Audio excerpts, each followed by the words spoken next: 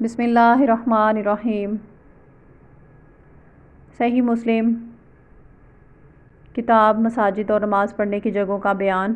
باب قبروں پر مسجد بنانے اور ان پر مردوں کی تصویریں رکھنے اور ان کو سجدہ گاہ بنانے کی ممانعت کا بیان۔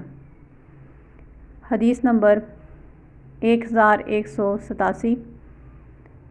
ترجمہ حضرت عائشہ رضی اللہ تعالی عنہا اور حضرت ابن عباس رضی اللہ تعالی عنہ فرماتے ہیں کہ جب رسول اللہ صلی اللہ علیہ وسلم کے وصال کا وقت قریب آیا تو آپ صلی اللہ علیہ وسلم نے اپنے چہرے مبارک پر چادر ڈال لی، پھر جب گھبراہٹ ہوتی تو چہرہ مبارک سے چادر ہٹا دیتے اور فرماتے کہ یہود و نصارہ پر اللہ تعالیٰ کی لعنت ہو کہ انہوں نے اپنے نبیوں کی قبروں کو سجدہ گاہ بنا لیا۔